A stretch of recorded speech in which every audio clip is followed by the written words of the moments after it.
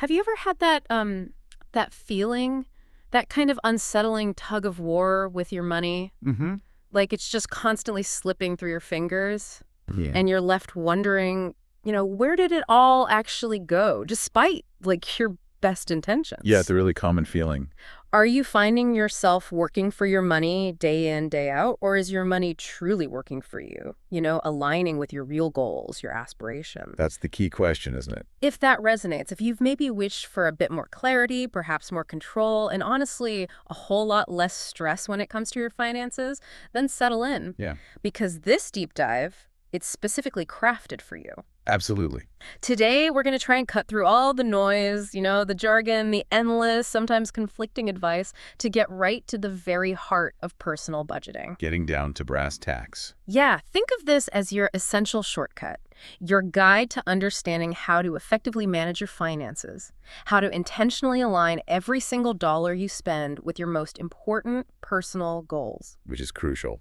And crucially, how to prevent that sneaky, insidious overspending that just so often derails our financial progress. It creeps up on you. It really does. Ultimately, this isn't just about the numbers on a spreadsheet. It's about gaining significant financial control and, let's be honest, that invaluable sense of peace of mind. That peace of mind is huge. We've pulled together insights from a really fantastic and diverse array of sources today. We've got everything from the wisdom of leading personal finance experts, behavioral economists, all the way to direct, practical government financial guidance. So a good mix. A really good mix. This ensures we give you a truly comprehensive, yet hopefully incredibly actionable view of what budgeting truly entails. Right. Practical takeaways. Our mission for this deep dive is crystal clear. We want to equip you with the foundational knowledge, the practical proven tools, and most importantly, the actionable steps to build a personal budget. One that doesn't just exist on paper or, in some app you forget about, Right. but one that truly works for your unique life, adapting as you do. So let's unpack this. It's really striking how foundational this topic is, isn't it? We often think of budgeting as just, accounting. A chore. Making expenses. Exactly. But it's so much more. It's really about constructing a solid financial framework for your life, much like how a strong building needs a really meticulously designed blueprint before you even think about laying the first brick. Okay. I like that analogy. It sets the stage for everything else. It really does. That's a powerful way to think about it. And it brings us right to our first major point. Really understanding the fundamental why budget in the first place. This isn't just about, begrudgingly tracking where your money vanished last month, is it? Not at all. That's looking backwards. More strategic, a forward-looking plan. Precisely. At its absolute core, a budget is a deliberate, ideally written plan. It's your conscious intention for how you're going to use every single one of your hard-earned dollars over a specific period. Usually a month. Sometimes people do it bi-weekly, aligned with paychecks. Okay. And it's absolutely crucial to emphasize this. It's not merely about retrospectively tracking what you have spent. It's truly about proactively planning what you will spend. Okay. Planning versus tracking. It's the difference between looking in the rearview mirror the whole time and actually navigating with a GPS towards your destination. So it's about being proactive, not reactive. That feels like a significant mindset shift for a lot of people, myself included sometimes. It is a huge shift. And the immediate benefits of that kind of deliberate planning must be pretty profound, right?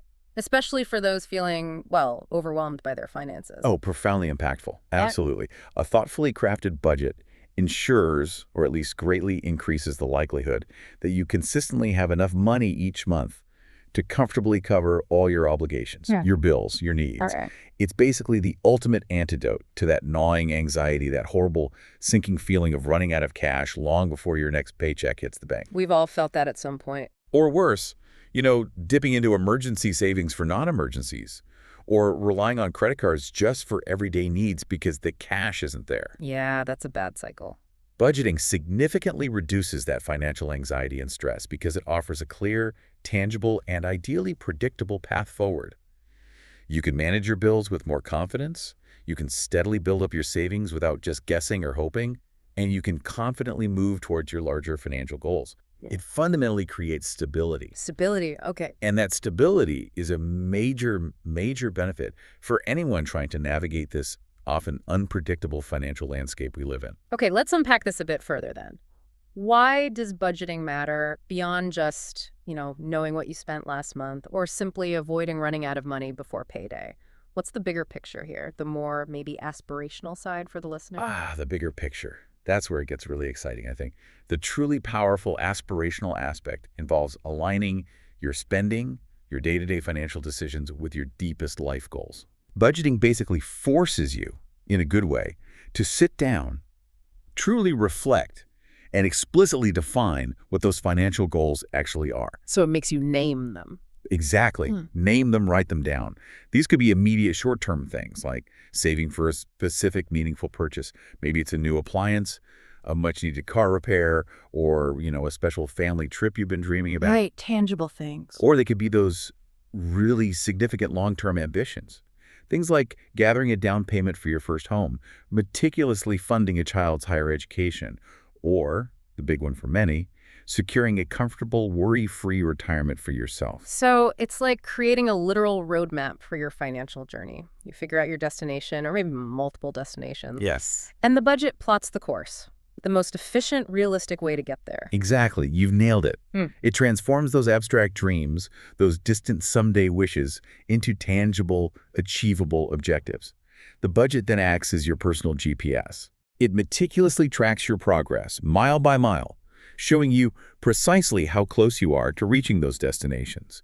It makes those future aspirations feel real, actionable, and genuinely within your grasp. That sounds empowering. It fundamentally shifts your perspective from, gosh, I wish I could afford that someday, to, okay, here's my clear step-by-step plan to afford that, and look, I can actually see my progress.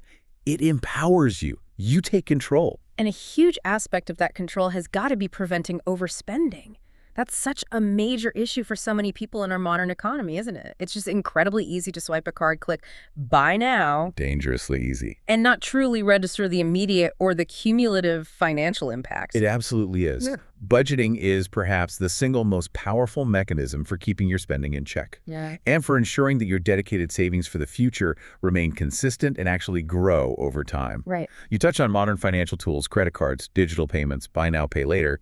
While they offer incredible convenience, maybe some rewards, Yeah, the points.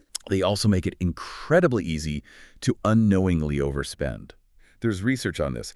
The physical act of handing over cash creates something called the pain of paying. Ah, interesting. Digital transactions, clicking a button, they simply don't replicate that same psychological friction. So it feels less real. Exactly. And we've seen some pretty concerning data, for instance, showing average credit card debt per borrower creeping up. I think one source mentioned it hitting something like 7,236 X's in late 2024. Wow, over $7,000 on average? That's significant. It's a truly stark reminder of how widespread this challenge of accumulating debt is, often without a conscious plan in place.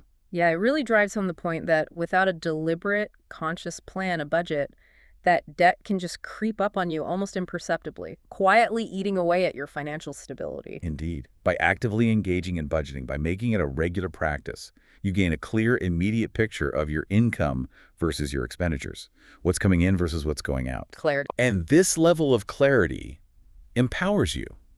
It empowers you to make conscious, deliberate spending decisions, rather than constantly being caught off guard by, oops, accumulating debt or a dwindling bank account balance. Right. You're not just hoping you have enough money. Yeah. You know because you've meticulously planned for it. It fundamentally shifts you from a reactive, often anxious financial stance to a proactive, empowered one. That makes a lot of sense. And what's truly striking here, if we zoom out for a second, is how universal this concept of a balanced budget really is. This isn't just an individual struggle, you know? Oh, so? Well, if we connect this to the bigger picture, even large-scale entities like governments, you can look at guidelines from organizations like the Government Finance Officers Association, the GFOA. They adopt really rigorous policies, all aimed at achieving and maintaining what they call a structurally balanced budget. Okay, so governments do this too. Absolutely. Yeah.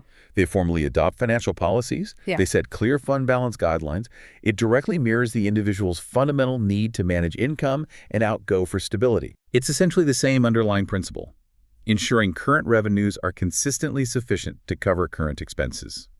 Whether you're talking about a household budget or an entire municipality's finances, it's a universal discipline for basic financial health. That's a really illuminating comparison. It really underscores that good financial management, regardless of the scale from your personal checking account right up to a city's treasury, it's all built on these same foundational principles. Planning, awareness, discipline. Spot on. And that leads us perfectly into our next crucial section, setting the stage, which is all about gathering your essential financial blueprint, right? Getting the raw materials. Exactly. This is where the practical work really begins. Before you can even start to design your budget, before you allocate a single dollar, you absolutely need to collect all the necessary raw data. This is like your financial inventory check. Okay, here's where it gets really interesting. And maybe, frankly, a bit like doing your financial homework, gathering all this data. It might seem like a chore, right? A cumbersome task that's super easy to put off. It can feel that way. But it truly is the indispensable foundation, the bedrock upon which your entire effective budget will be built. You simply can't plan where your money should go if you don't have a crystal clear understanding of where it's currently coming from, and maybe more importantly, where it's currently disappearing to. Couldn't agree more. It's kind of a moment of financial reckoning, isn't it? But an incredibly empowering one, I imagine. It really is. So you need to pull together several crucial pieces of information. First, your monthly take-home pay. That's your net income, your after-tax income, what actually lands in your bank. Got it. Second, a comprehensive list of all your fixed expenses. Those are the consistent recurring bills that are often pretty much the same amount each month.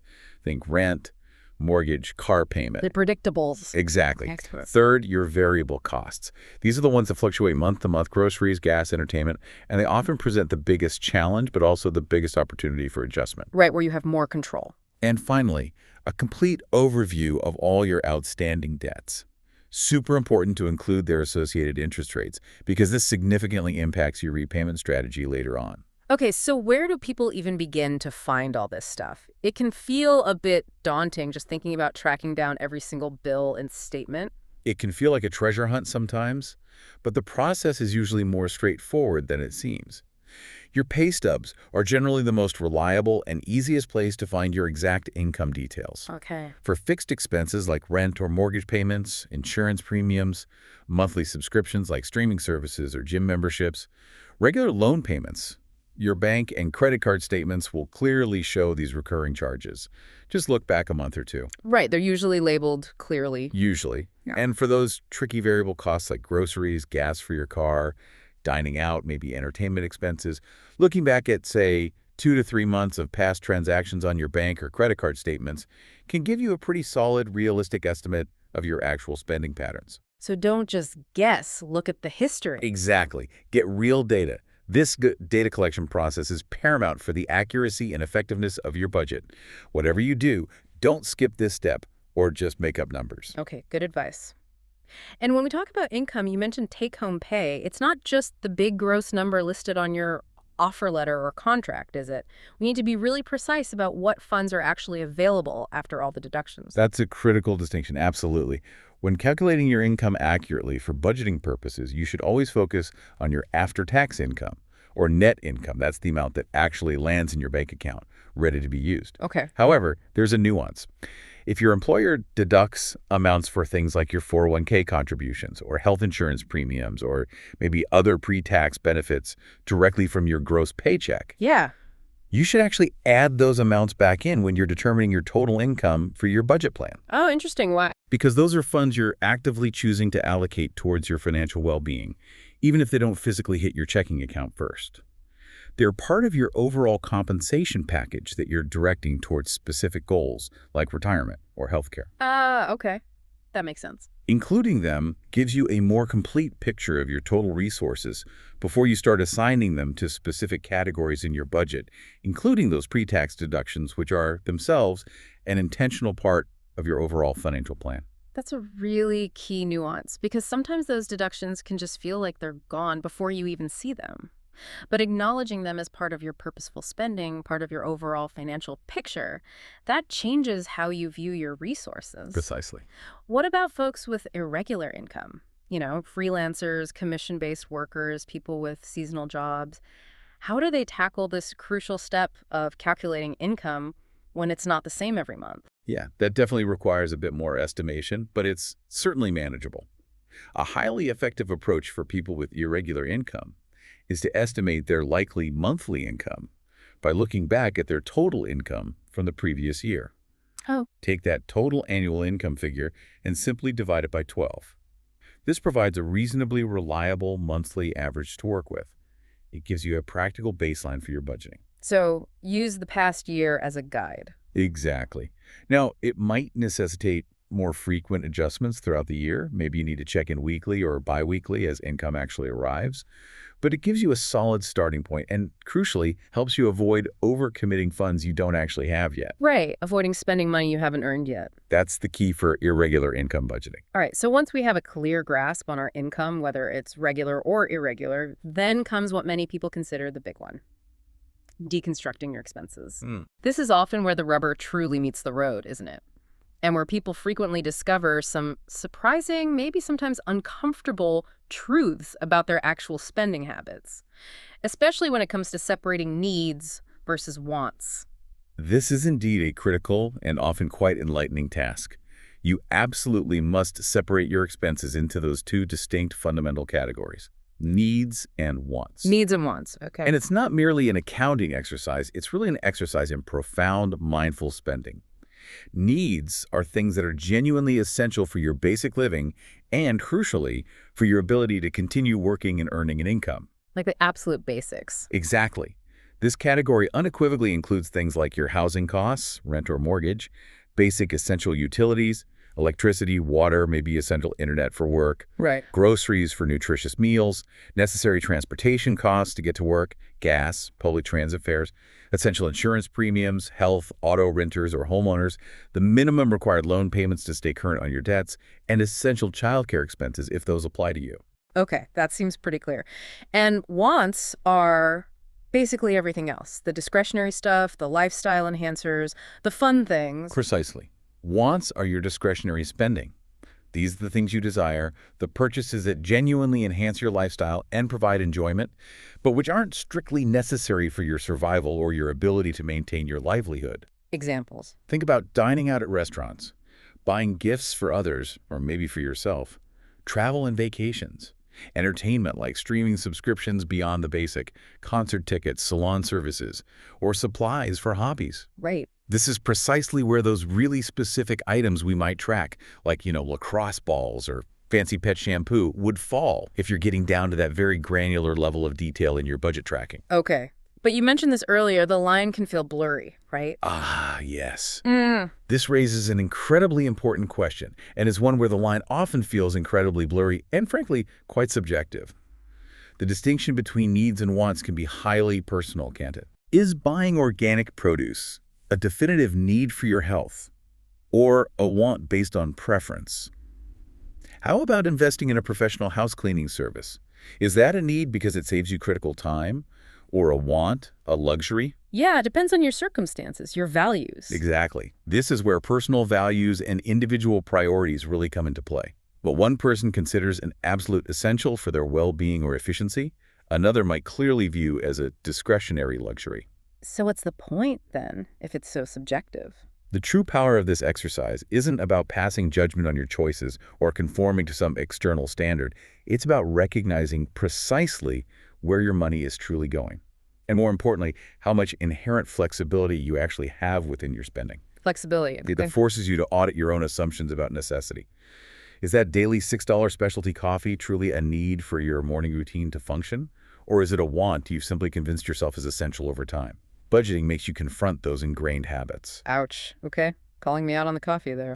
Gets us all. So it's less about a universal, rigid definition and much more about your personal values, your priorities, and your honest assessment of what truly serves your life. Exactly. But the act of separating them, even if it's challenging or maybe a bit uncomfortable at first, sounds incredibly vital for gaining that clear, transparent picture of where every single dollar is actually going. It absolutely is.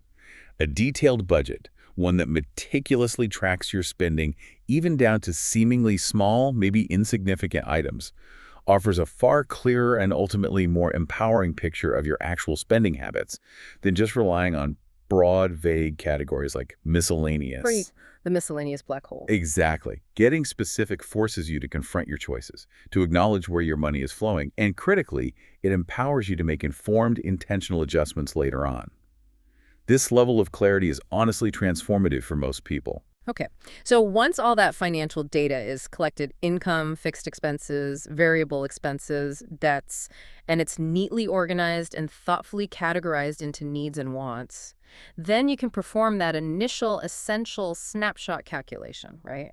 Income minus expenses. Yes, that's your immediate, crucial, and often incredibly eye-opening calculation. You simply subtract your total sum of monthly bills and all your estimated expenses from your total monthly after-tax income, remembering to add back those pre-tax deductions we talked about. Okay. Income expenses equals it. Exactly. And the fundamental non-negotiable rule here is simple. This resulting number must be greater than zero. Must be positive. Must be positive. If it's anything less than zero, meaning you have a negative number, it indicates that you're consistently spending more money than you actually make. That immediately signals an urgent need for significant adjustments. It's your first major reality check from the data. A wake-up call. Absolutely. And it tells you unequivocally that there's critical work to be done, probably starting with reducing wants, to achieve basic financial stability. Okay. So once we have that snapshot, and hopefully for many listeners, it's a positive number, even if it's small, how do we actually craft the budget itself? It feels like there are so many different systems and philosophies out there. It can be confusing. How does one even begin to choose? You're spot on. The choices can seem overwhelming. And that leads us directly into our third major section, crafting your approach and thoughtfully exploring the wide array of available budgeting systems. All right, let's get into the methods. The overarching philosophy here is paramount, and it's worth repeating. There isn't a single, universally best budgeting system that will magically work for everyone, full stop. Okay, no magic bullet. No magic bullet. The most effective, the most sustainable budget system is ultimately the one you can consistently follow. The one that is meticulously tailored to your unique habits, your specific personality, and your individual lifestyle. So personalization is key. Absolutely. What might be a perfect, seamless fit for a super organized, detail-oriented person could be an absolute nightmare, an impossible burden for someone who prefers a more hands-off approach. And that's perfectly, absolutely okay. The goal here is utility, practicality, not conforming to some rigid ideal. So it's not about finding some mythical perfect system out there in a book or blog, but rather finding the perfect system for you, like a bespoke suit versus off the rack. That's a great analogy, a bespoke solution. Yeah. And despite their differences in approach, do all these viable systems share some core, non-negotiable similarities? Good question. Are there underlying principles? Yes, that's a key observation. Precisely. While their specific methodologies might vary quite wildly, all viable budget systems, regardless of their approach, most strategically allocate funds for three fundamental pillars. Yeah. Your essential needs, your discretionary wants, and most crucially for consistent savings. And that savings pillar unequivocally includes building and maintaining an emergency fund. Needs, wants, savings. The big three. Those three pillars, needs, wants, and savings, are the non-negotiable foundations for building robust, sustainable financial health, no matter which system you choose. Okay. Let's dive into some of the most popular and widely adopted systems then. Starting with what feels like the most well-known, almost a household name in budgeting circles, the 50-30-20 rule. The 50-30-20 rule is indeed widely recognized, largely because it offers an incredibly straightforward and easy-to-understand framework for personal budgeting. How does it break down? It suggests a clear percentage breakdown.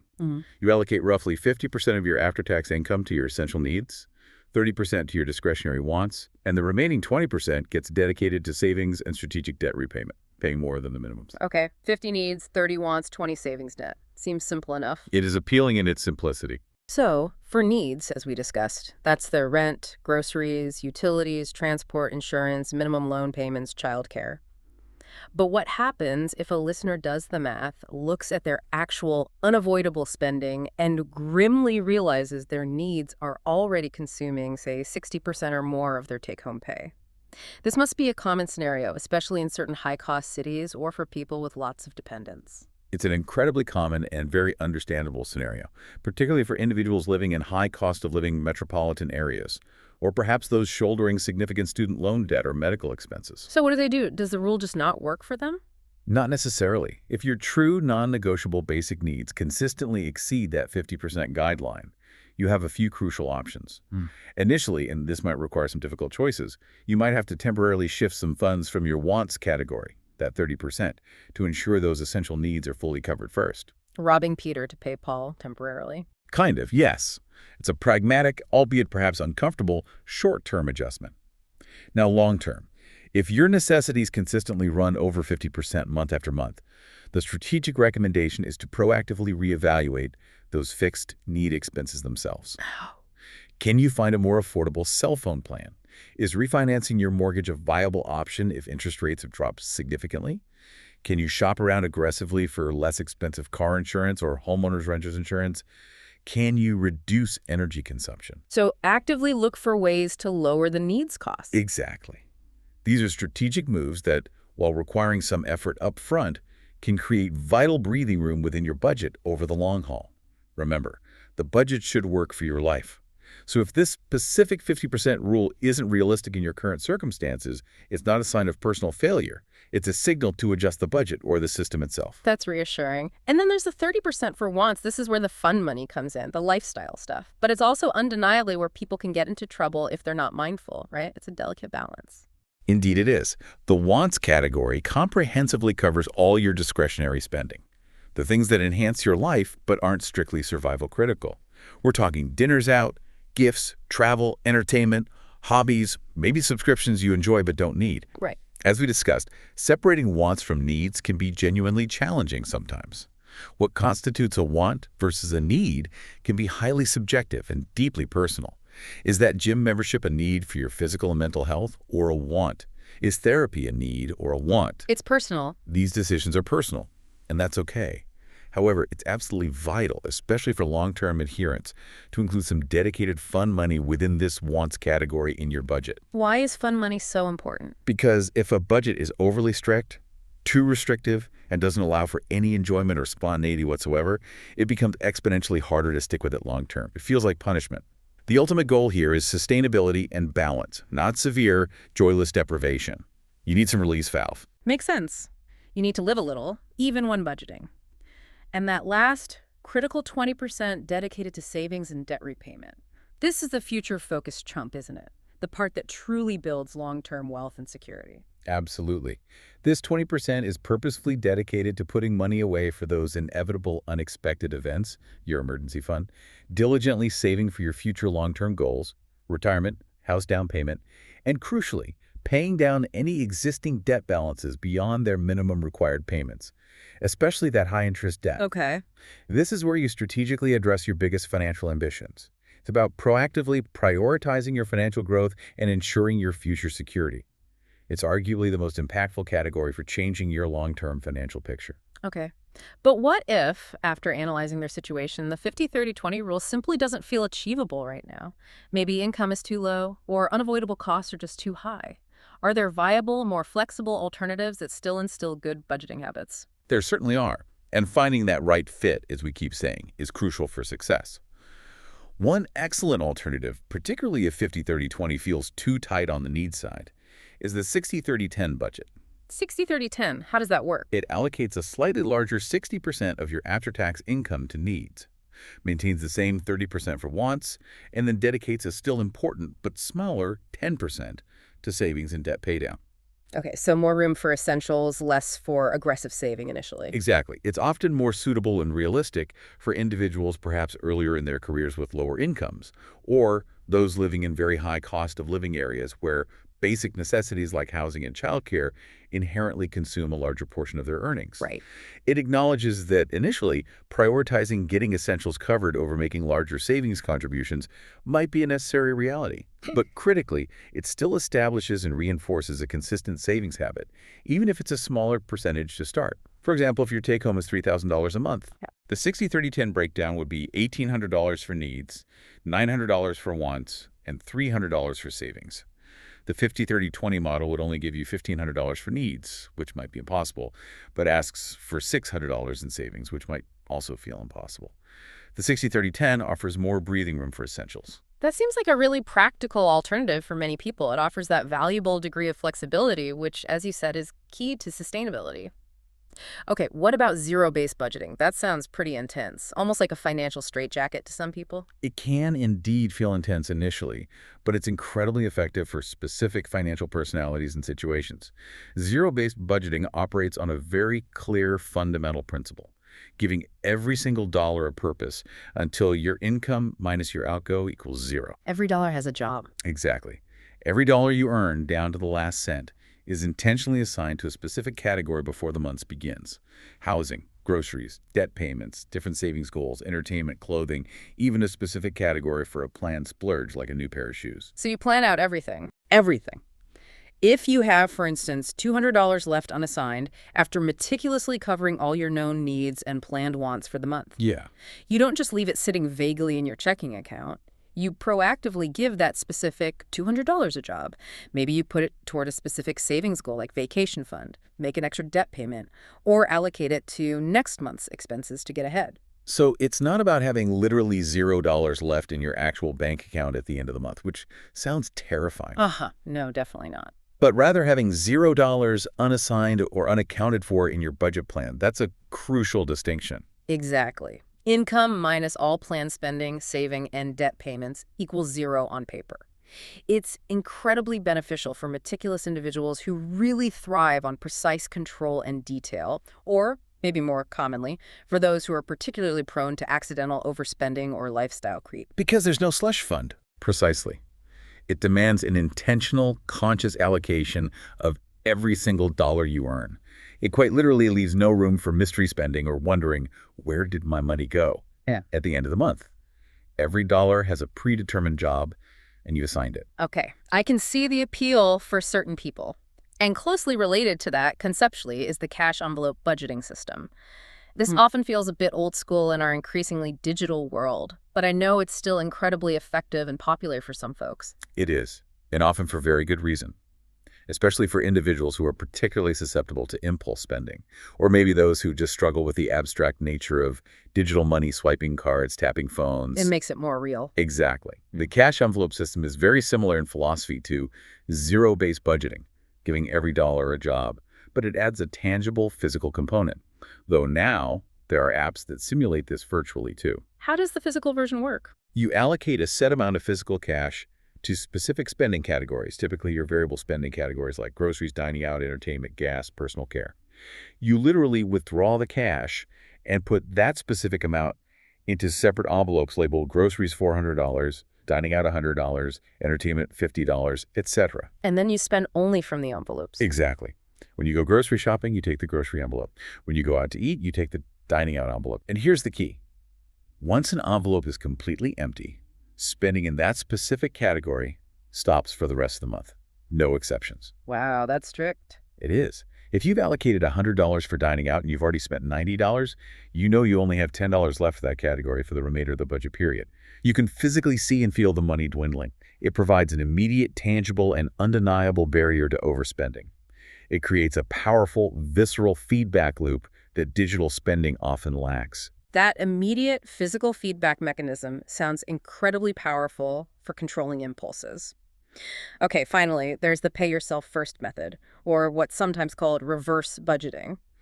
This sounds like it flips the traditional budgeting mindset completely on its head. It does, in a way. It's a favorite for many people, precisely because of its simplicity and effectiveness, especially for those who don't love detailed tracking. How does it work? This system's core idea is incredibly simple. Prioritize your saving and investing first. Make it an absolute non-negotiable priority, like a bill you have to pay. Savings as a bill. Exactly. As soon as your paycheck hits your bank account, you immediately and automatically transfer a predetermined amount or percentage directly to your savings accounts, your investment accounts, or your retirement funds. Automation is key here. So savings comes off the top. Right off the top. Once those critical savings contributions are automatically transferred out, the rest of your money, whatever is left, can then go to cover all your other priorities, like your bills and your general discretionary spending. Often, proponents of this method don't require the same meticulous, granular tracking of every single expense as, say, a zero-based budgeter would. Less tracking, that sounds appealing. It can be very appealing for those who want to ensure their long-term goals are always met first, without getting bogged down in tracking every single coffee or lunch purchase. It ensures your future self gets paid before any discretionary wants have a chance to chip away at those funds. Okay. So to kind of synthesize all these different approaches, 5 and 30-20, 6 out 30-10, zero-based envelopes, pay yourself first, what does this all really mean for the listener who's trying to get a handle on their finances? What it means is you have options. It means you truly have options. This isn't some rigid, one-size-fits-all straitjacket they have to force themselves into. It's clearly a flexible framework. That's the absolute key takeaway. The critical insight from exploring these diverse systems is to recognize that the best budget is simply the one that genuinely resonates with you, the one that you can consistently follow month after month. Find your fit. Exactly. It's about finding a system that seamlessly fits your personal style, your existing habits, good and bad, and your unique lifestyle. And, most importantly, one which effectively helps you stick to your financial goals. Experimentation is really key here. Don't be afraid to try things out. Absolutely not. Don't be afraid to try one approach for a month or two. If it feels clunky or you're constantly failing, don't beat yourself up. Just try a different approach next month until you find your perfect sustainable fit. A budget that just collects dust in a notebook or sits unopened in an app is completely useless. Right. But a budget you actually use consistently, that can be genuinely life-changing. Okay. So once you've thoughtfully picked a system or maybe a hybrid approach that aligns with your personality, you still need the right tools, the right technology or methods to bring it to life and make it work efficiently day to day, right? Absolutely. That brings us to our essential budgeting toolkit. Everything from traditional pen and paper or spreadsheets to sophisticated, often AI-driven apps. Exactly. The practical side of budgeting, the how-to, is just as important as understanding the underlying philosophy or choosing the right system. As we've emphasized, the best way to budget is one you can follow, and that extends directly to the tools you choose to implement and maintain your budget. The right tool can really make all the difference in turning what feels like a chore into a manageable, maybe even enjoyable routine. For those who prefer a more tactile, hands-on approach, or maybe who are just getting started and want to keep things really simple, there are still excellent traditional methods that remain highly effective, aren't there? Indeed, there are. Simple, manual methods like using a physical notebook, a dedicated ledger book, or even just printable paper worksheets can be excellent starting points, especially for those who learn or process best by physically writing things down and engaging directly with the numbers. Sometimes low-tech is best. And spreadsheets, they seem like a common go-to. Definitely. Digital spreadsheet templates, like those readily available on Google Sheets, which is free, or comprehensive options, like the fantastic free templates offered by sites like Vertex 42, are incredibly powerful, widely available, and highly customizable. Vertex 42, okay. We should link to that. Yeah, they have some great ones. And many reputable federal government sites like mymoney.gov or consumer.gov also offer free downloadable budget worksheets or spreadsheet templates. These can often help you align your spending with specific rules, like the 50-30-20 budget we discussed. So lots of free resources out there for the spreadsheet fans. Absolutely. These are fantastic, accessible, and completely free resources that offer immense flexibility for tracking and planning. You can tailor them exactly to your needs. And then, shifting to the more high-tech side, we've seen a real explosion, a revolution almost, with budgeting apps that have genuinely transformed how many people approach and manage their finances. They seem to go way beyond just simple tracking now. They certainly have. Modern budgeting apps often integrate pretty seamlessly by syncing directly with your bank accounts, your credit card accounts, and other financial institutions. This automates the often tedious process of tracking and categorizing your expenses. So less manual data entry. Exactly. Which can save a tremendous amount of time and, maybe more importantly, provides powerful real-time insights into your spending patterns as they happen. What are some popular examples? Are they free? Some of these apps are completely free, often supported by ads or offering premium upgrades. Others come with a monthly or annual subscription fee, usually offering more advanced features, customization, and maybe better support. For instance, an app like You Need a Budget, often called YNA. YNA, yeah, I've heard of that one. It's a very popular choice that strongly implements that zero-based budgeting philosophy we talked about. It provides dedicated tools, specifically designed for things like setting up and managing your emergency fund, handling debt, and planning for irregular expenses. Okay. Any others? Sure, apps like Every Dollar are also very user-friendly, often linked with Dave Ramsey's principles. Others, like Mint, though its future is uncertain, Pocket Guard, or Empower Personal Dashboard, offer different features, maybe focusing more on net worth tracking or investment monitoring alongside budgeting.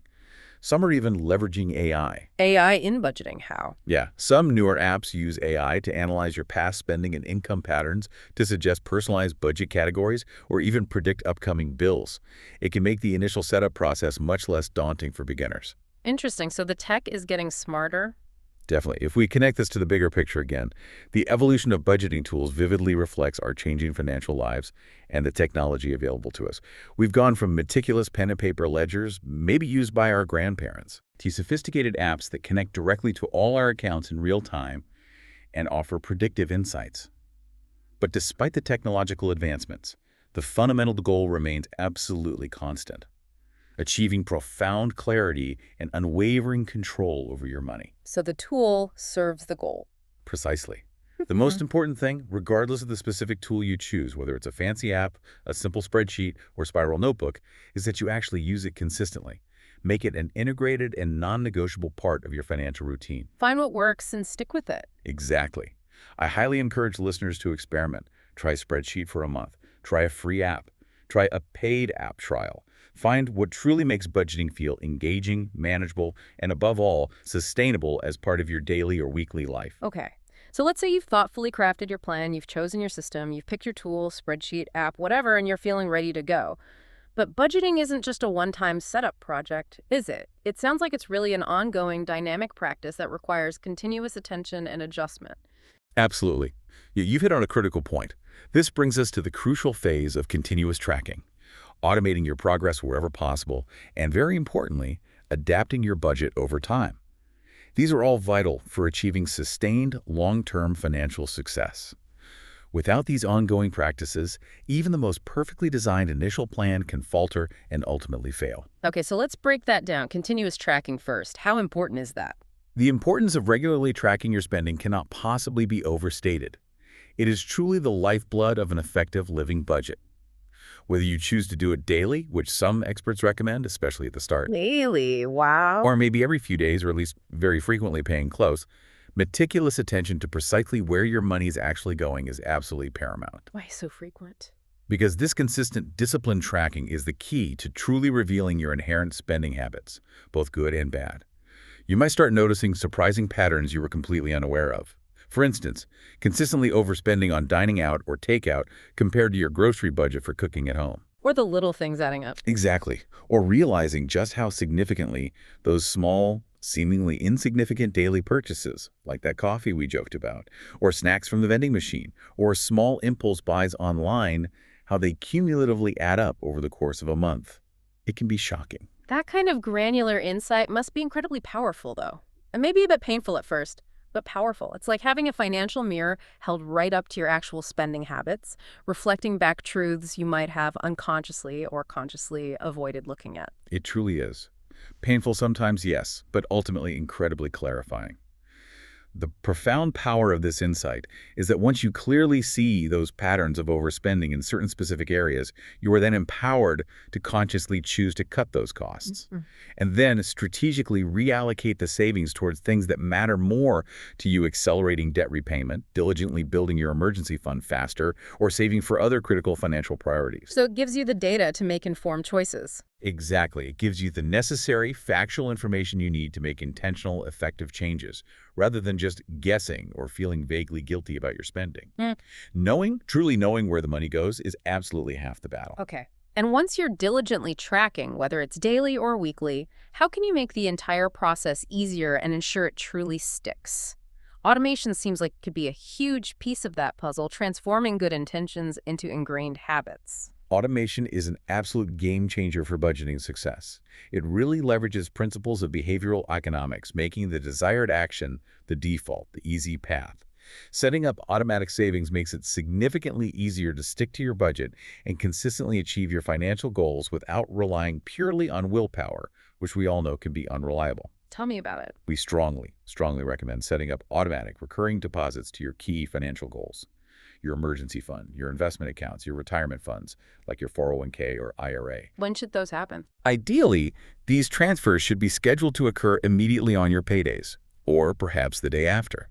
This embraces that pay yourself first principle we discussed earlier. It ensures that your critical savings contributions happen automatically before you even have a chance to see that money in your checking account and mentally spend it or accidentally misallocate it elsewhere.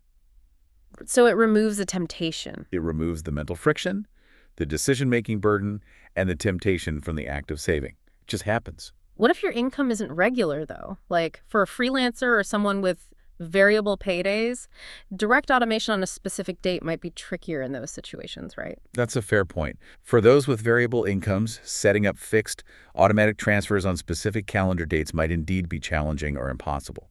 However, you can still implement a form of automation through disciplined manual effort and reminders. You can set up recurring reminders on your phone's calendar, a digital task list, even a physical sticky note on your monitor. Reminders to manually move money to your savings accounts each time you receive a payment, or perhaps once you reach a certain income threshold for the month. So manual automation triggered by reminders. Exactly. The goal is still consistency and prioritizing savings first. It just requires a bit more active discipline and attentiveness compared to fully automated transfers. But the underlying principle of always paying yourself first whenever income arrives remains absolutely paramount for building savings with your regular income. Okay. So tracking consistently, automating where possible. What was the third part? Adapting. Yes, adapting. So to tie this all together, what does this all mean for someone embarking on or maybe refining their budgeting journey? Your budget clearly isn't some rigid, set it and forget it document you create once and never touch again. It's truly a dynamic, living document. It breathes and evolves right along with you. Precisely. You've captured it perfectly. This dynamic, adaptive nature of budgeting is absolutely crucial to understand and embrace for long-term success. Your life isn't static, so why should your budget be? Things change? Exactly. Your income levels might change, your monthly expenses fluctuate, hello, inflation, your family needs evolve, housing costs shift, your goals might even change, and your budget needs to adapt seamlessly along with all of those life changes. How often should you adapt it? We strongly advise checking in with and intentionally fine-tuning your budget every few months. Maybe set a calendar reminder every 3 to 6 months for a budget review. A budget checkup. A budget checkup, exactly. During these check-ins, actively reevaluate your spending categories. Are they still realistic? Revisit your financial goals. Have they changed? Ensure everything still aligns perfectly with your current life situation, your values, and your aspirations for the future. So if a budgeting system you chose initially, or maybe a particular category allocation, just isn't working as intended after a few months, maybe you're constantly overspending in one area or underspending in another, it's not a personal failure. Not at all. It's simply a signal from your budget that it needs a pivot, a signal to try a different approach or adjust the numbers. Exactly right. Think of it as feedback, not failure. If an initial budgeting system, or even just a specific category allocation like your grocery budget, isn't working effectively for you, it's perfectly acceptable. In fact, it's highly encouraged to thoughtfully try a different strategy or make significant adjustments. Don't be afraid to change it. Don't be afraid. A budget must adapt to your unique life, your circumstances, and your personality, not the other way around. It should always serve as an empowering tool to help you reach your goals, not feel like a restrictive burden or a source of guilt. That's important. And speaking of adaptation and maybe restriction, the concept of frugal living often comes up in budgeting discussions, especially when people are in a phase of diligently building up their emergency fund or aggressively tackling high-interest debt. Yeah, people associate budgeting with deprivation sometimes. Right. But it's important to clarify, frugal living in the context of a healthy budget absolutely does not mean giving up everything you enjoy or living like a hermit. Instead, it's about being incredibly mindful and intentional about your spending choices, particularly during that critical period of getting your foundation strong. Intentional choices. It's about making conscious trade-offs. Maybe you cut back significantly on dining out for 6 months to kill your credit card debt. It involves making temporary sacrifices for a much greater, more profound long-term financial benefit, like becoming debt-free or feeling financially secure. It's a short-term strategy for a long-term win. Okay. Now that we've talked extensively about how to meticulously set up and diligently maintain and adapt a budget, let's get into the really strategic part, the priorities. Once you have a handle on your cash flow, once you maybe have that positive number after expenses, where should your hard-earned money actually go first? Because let's face it, with all those competing demands, paying down debt, saving for retirement, building that emergency fund, maybe saving for a house, it can feel incredibly overwhelming to decide what to tackle first. What takes precedence? It is indeed a universal and incredibly common challenge for almost everyone starting out, or even those further along. Where do I put the next dollar? To bring clarity and significantly reduce that feeling of overwhelm and paralysis, financial experts overwhelmingly recommend following a structured hierarchy of financial goals. This hierarchy guides your budgeting priorities. A hierarchy, like a ladder. Exactly, like a ladder. It moves systematically from the most urgent and foundational goals to the less immediate ones, providing a clear, actionable path forward for allocating your funds effectively. Okay, lay it out for us. What's priority number 1 on that ladder? The absolute non-negotiable first step everyone should take. Priority number 1, without a doubt, is always starting an emergency fund. The rainy day fund. The rainy day fund, Yeah. the buffer, whatever you call it.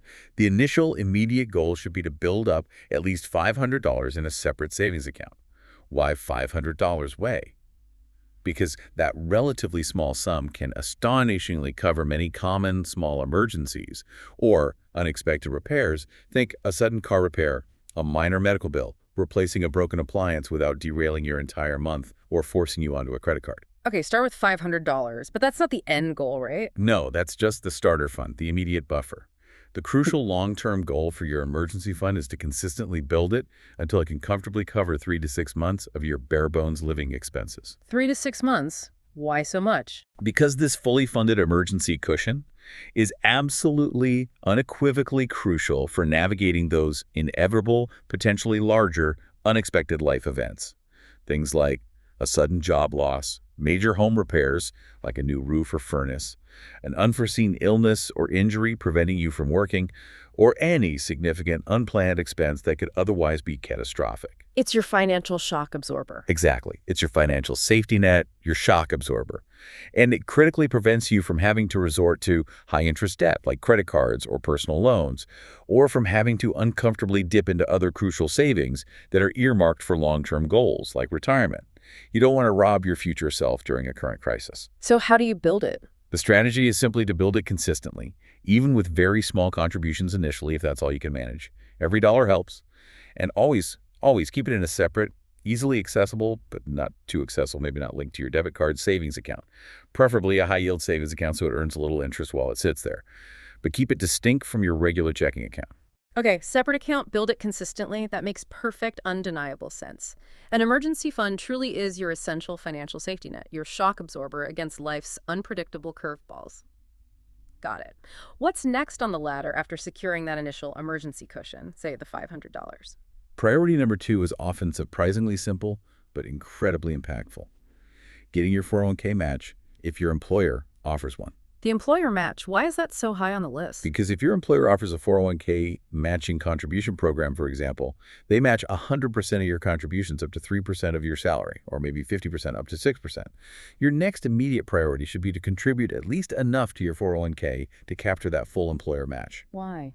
Because this is, quite simply, free money for your retirement. Yeah. It's an immediate, guaranteed 50% or 100% return on your investment that you absolutely cannot replicate safely anywhere else in the financial markets. It's a truly massive missed opportunity, leaving money on the table if you don't contribute enough to get the full match. Free money. Okay, you absolutely cannot beat that. Priority 2, get the match. And after securing the match, after taking that guaranteed return from your employer... Then we move to priority number 3, paying off high-interest debt. This is a critical, often urgent step for financial health. You should aggressively prioritize paying down debts that carry extremely high interest rates. Like what kinds of debt? We're primarily talking about credit card debt, which often has rates of 20% or even higher. Also, personal loans, payday loans, which are predatory, and title loans. These types of debts are financially toxic. Toxic? Yes, toxic.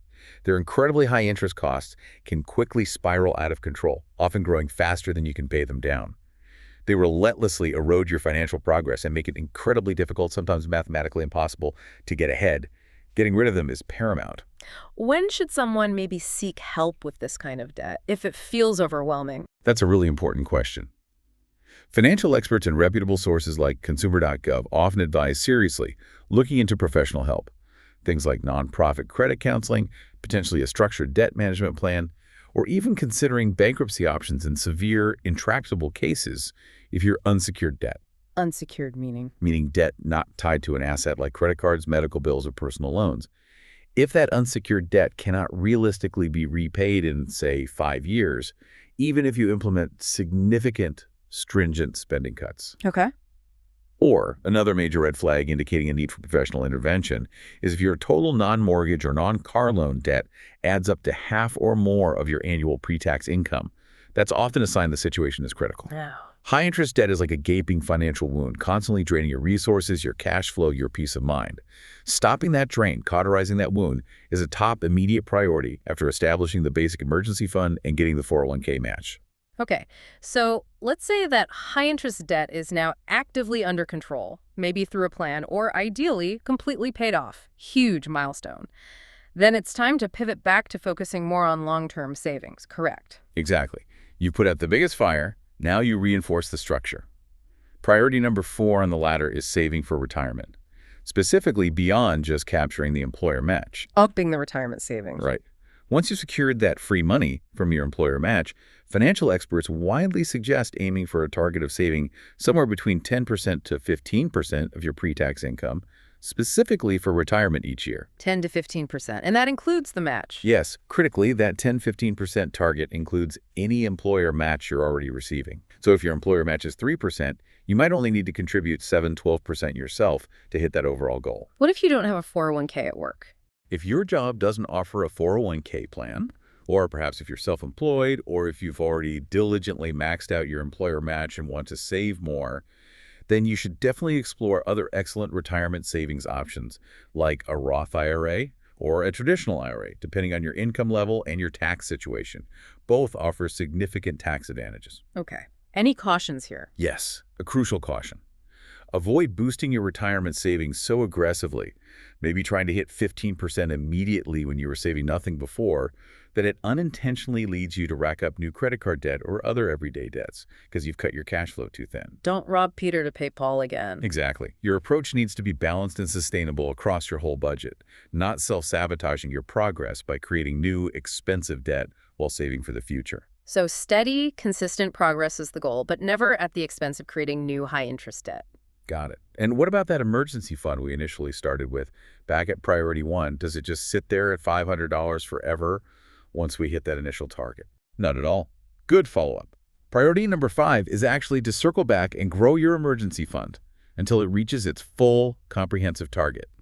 That 3 to 6 months of your bare bones living expenses we talked about. Okay, so fully fund the safety net. Exactly. This is often a longer-term, ongoing savings goal that you continue building on diligently, maybe allocating a smaller portion of your savings percentage to it once retirement and debt are on track.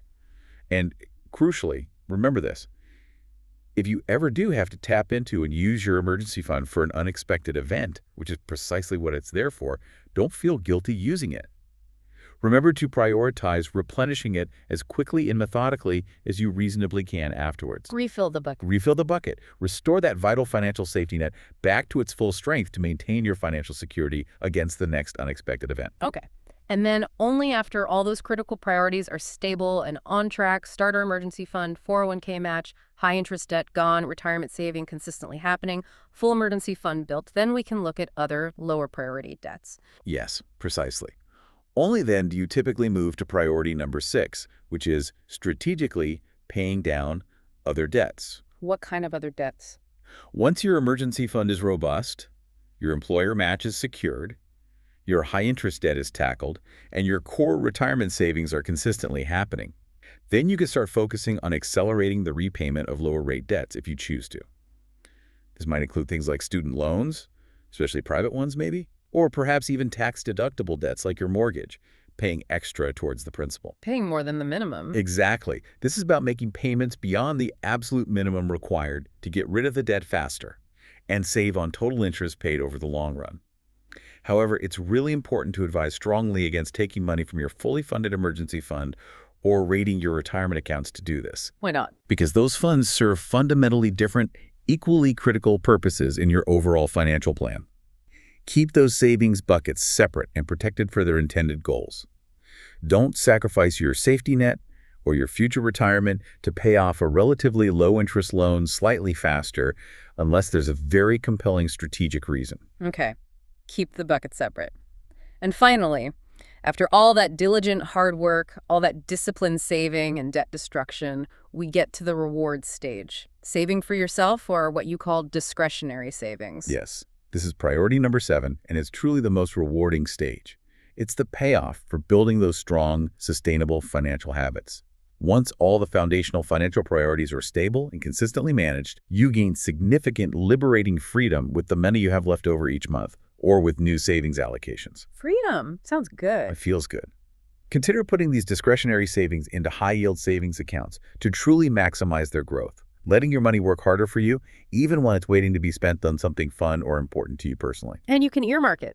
Absolutely. You could even strategically divide these savings into different buckets or sinking funds for various personal goals. Maybe you create a new car fund, a dream vacation fund, a home renovation fund, or even just a dedicated fund for guilt-free fun spending. So you're saving with a purpose. Exactly. The more you save here, the more your money grows, and the more profound financial freedom and peace of mind you experience. It's a true win-win situation that powerfully reinforces the positive impact of your budgeting efforts. It makes it all feel worthwhile. That really lays it out clearly. And if we step back one last time and connect this to the bigger picture, this meticulously structured prioritization hierarchy emergency fund first, then match, then high-interest debt, etc., it provides an incredibly clear, actionable roadmap for your financial journey. It takes away the guesswork. Less overwhelming. Exactly. It significantly reduces that common paralyzing feeling of being overwhelmed when trying to manage multiple, seemingly competing financial goals all at once. Right. Instead, it gives you a logical, structured approach to tackle them effectively, one crucial step at a time, building momentum as you go. That roadmap is undeniably helpful. It really transforms what often feels like abstract, distant financial goals like be debt-free or retire comfortably into concrete, achievable steps you can take starting today. And that brings us neatly to our final section, which is about the broader long-term impact of consistent budgeting, how it subtly yet profoundly shapes your entire financial lifestyle beyond just the monthly numbers. Right, because budgeting isn't just about the mechanics, it's about the mindset shift it creates. Yeah. Beyond just the cold numbers on a page or screen, budgeting fundamentally forces the close, honest look at your deeply ingrained spending habits, your patterns. Holding up that mirror again. Holding up that mirror. It relentlessly reveals where your money is truly going, often unearthing patterns and unconscious choices you weren't consciously aware of, or perhaps simply preferred to ignore before. For instance, as we mentioned, through consistent tracking, you might discover you're spending significantly more on convenience things, dining out, delivery fees, impulse online shopping than you ever imagined, especially when you compare it to the cost of, say, planning meals and cooking at home or waiting 24 hours before making an online purchase. That's the powerful aha moment, isn't it? When you see the actual figures laid out clearly, whether it's on paper or presented starkly in an app, it becomes undeniable. It forces that moment of reflection and often, hopefully, sparks a desire for change. Exactly. And this insight, this self-awareness, is incredibly powerful because it helps combat a very common phenomenon that financial experts refer to as lifestyle creep. Lifestyle creep. Explain that. Lifestyle creep is the insidious, gradual tendency for your expenses to slowly, often imperceptibly, increase as your income rises over time. You get a raise, you move into a slightly bigger apartment, you get another raise, you buy a fancier car. Your spending expands to meet or even exceed your growing income, leaving you feeling like you're still living paycheck to paycheck, just at a higher level. Ah, the golden handcuffs. Kinda, yeah. Budgeting acts as a powerful preventative measure against this. It helps you maintain acute awareness and conscious control over this phenomenon. It prevents your expenses from automatically, mindlessly expanding just because your earnings increased. So you make conscious choices about that raise. Exactly. You decide, okay, I got a $5,000 raise. I'm going to allocate $2,000 to increasing my retirement savings, $1,000 to my vacation fund, and maybe allow $2,000 for slightly increased lifestyle spending. It becomes intentional. Budgeting actively encourages you to assess the true intrinsic value of every purchase you make, especially the larger ones. The is it worth it question. Precisely. Before you buy something, especially a want, you learn to instinctively pause and ask yourself, is this genuinely worth it to me? Does this purchase align with my core values and my bigger financial goals? Or could I realistically go without it right now, maybe delay the purchase, and instead direct those funds towards something that will have a more lasting positive impact, like paying off debt faster or reaching financial independence sooner? This shift to mindful, value-based consumption is a huge, liberating transformation that budgeting facilitates. So it's not merely about cutting costs indiscriminately or depriving yourself, but more deeply about ensuring that every dollar you spend genuinely aligns with your core values and your larger financial objectives. That makes budgeting sound less like restriction and more like empowerment. That's exactly the framing I hope people take away. Yeah. And keeping those long-term goals prominently in mind, visualizing them, must provide crucial motivation, especially during challenging periods when sticking to the budget feels hard. Definitely. Like when friends want to go out for an expensive dinner and it's not in the budget this month. Absolutely.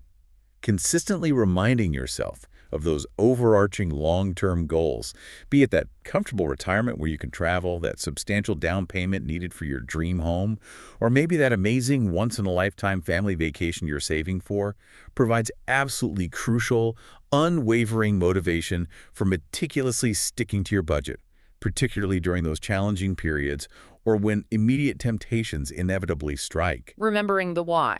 Remembering your personal why, it transforms what might initially feel like a sacrifice, I can't go out tonight, into a conscious, incredibly powerful investment in your future self and your future dreams. I'm choosing to invest in my house down payment instead. This sounds like a truly holistic approach to money management, one that encompasses far more than just arithmetic or spreadsheets. And speaking of holistic approaches, I know MyMoney.gov, the government's financial literacy website, outlines something they call the MyMoney Five principles. These feel like really good, overarching, foundational guidelines for effectively managing and growing your money, tying a lot of this together. They do, and they are truly excellent, simple, accessible foundational principles that apply to absolutely everyone, regardless of income level or financial sophistication. The MyMoney Five offers 5 simple yet profound building blocks. What's the first one? First is earn. This principle is fundamentally about making the absolute most of what you earn. That includes understanding your gross pay versus your net pay, knowing your employee benefits inside and out, and potentially looking for ways to increase your income over time. It's about optimizing your primary resource. Okay. Earn, number 2. Second is save and invest. This profoundly emphasizes that it's never, ever too early or really too late to start saving for your future goals. Whether that's a down payment on a house in 5 years, your kid's college fund in 15 years, or your own retirement in 30 years. The absolute key is just to start, even with very small amounts, and do it consistently over time. Let compounding work its magic. Start early, be consistent. Got it. Third is protect. This principle involves proactively taking crucial precautions to safeguard your financial situation from predictable risks and unexpected shocks. This directly ties back to diligently accumulating that emergency savings fund we discussed to absorb those unexpected financial hits. It also means having the right types and adequate amounts of insurance, health, auto, home renters, disability, life insurance, to protect against significant unforeseen events that could otherwise wipe you out financially. Protect your downside. Okay. Fourth is spend. This principle encourages conscious, mindful consumption. It's about getting genuine good value for your hard-earned money, especially when it comes to significant purchases. This means actively shopping around, comparing prices and features, reading reviews, and thoroughly evaluating products or services before you buy, rather than just purchasing impulsively. It's about being a smart consumer. Spend wisely. And the 5th principle. And 5th is borrow. This principle realistically acknowledges that borrowing money taking on debt can indeed enable essential purchases, like a home or a car. And, used responsibly, it can help you build a strong credit history, which is valuable. However, it also serves as a crucial warning. You must understand and actively minimize the interest costs associated with borrowing. And critically, you must avoid taking on excessive debt, especially high-interest debt, that can quickly become an overwhelming financial burden and hinder your progress towards other goals. Borrow cautiously and strategically. Earn, save and invest, protect, spend, borrow. That's a really solid, simple framework. And what's truly fascinating here as we wrap up is how these fundamental principles of budgeting, these MyMoney 5 principles, the need for planning, awareness, goal setting, they seem to echo across vastly different scales, from your own personal finances and your household budget right up to how huge governments and large corporations manage their funds. It really does feel like a universal language of financial health and responsible stewardship. It absolutely is. And that connection back to the governmental budgeting practices we touched on earlier, like those from the GFOA. While their specific best practices are obviously designed for complex governmental entities, the underlying core goal remains identical: maintaining robust financial health and long-term stability through deliberate policies, clear financial targets, and disciplined execution of a plan. Same principles, different scale. Exactly. Whether you're meticulously managing a personal household budget of a few $1,000s a month or strategically overseeing a city's multi-million-dollar annual finances, the core principles are the same. Proactive planning based on realistic projections, deep awareness of cash flow, what's coming in, what's going out, and strategic, purposeful allocation of limited resources towards defined priorities. These principles are universally applicable and universally beneficial for long-term success. That's a truly powerful note to end on. It highlights the immense power, the universal applicability, and frankly, the enduring wisdom of these core budgeting concepts we've explored today. So, to quickly recap this deep dive, budgeting is an incredibly powerful, genuinely transformative tool. It's your key for gaining profound financial control, for meticulously achieving your most cherished personal and financial goals, and for significantly meaningfully reducing financial stress and anxiety in your daily life. And remember, please remember, the best budget isn't some perfect, universally applicable formula you download once and then forget about. So true. It's unequivocally the one you can actually stick to consistently, the one that adapts flexibly to your life, not the other way around. It might and likely will take some trial and error initially. It will require some thoughtful tweaking along the way and a consistent willingness to adapt as your life inevitably evolves. But the effort, even the initial discomfort of confronting your numbers, is genuinely, profoundly worth it for the incredible long-term peace of mind and financial security it ultimately brings. Absolutely worth the effort. So what does this all mean for you right now, today, listening to this? Our actionable step for you, our listener, is simple yet incredibly impactful. Take that very first foundational step today to gain concrete control over your finances. Don't wait until next month or the new year. Do it now. Do it now. Immediately begin creating just a simple budget. A fantastic, completely free starting point is to use one of those free budget worksheets or spreadsheet templates available online. As mentioned, we recommend checking out the robust templates offered by Vertex 42. They're great, easily customizable, and you can use them with free tools like Google Sheets. Vertex 42, great resource. Just list out your current monthly income and every single one of your known expenses, fixed and variable as best you can estimate. Simply doing this initial exercise, maybe it takes an hour, will give you an immediate, often quite eye-opening and remarkably clear understanding of your current cash flow situation. Where does the money actually go? This first step of just seeing it clearly is the most powerful one you can take. Knowledge is power. Exactly. And as you embark on this potentially liberating journey of budgeting, or perhaps as you refine your existing process based on our chat today, consider this final provocative thought. Imagine not just passively knowing where every dollar goes after the fact, but imagine actively telling every single dollar where to go before you even spend it. Proactive control. How might this profound shift in control, this intentional stewardship of your own resources, fundamentally change your daily decision-making? How might it alleviate those deep-seated financial worries that keep you up at night? And ultimately, how might it permanently transform your long-term sense of financial security, freedom, and possibility? Powerful questions to ponder. Thank you so much for joining us for this deep dive into personal budgeting. We truly hope you feel equipped, empowered, and genuinely motivated to take confident control of your financial future starting today.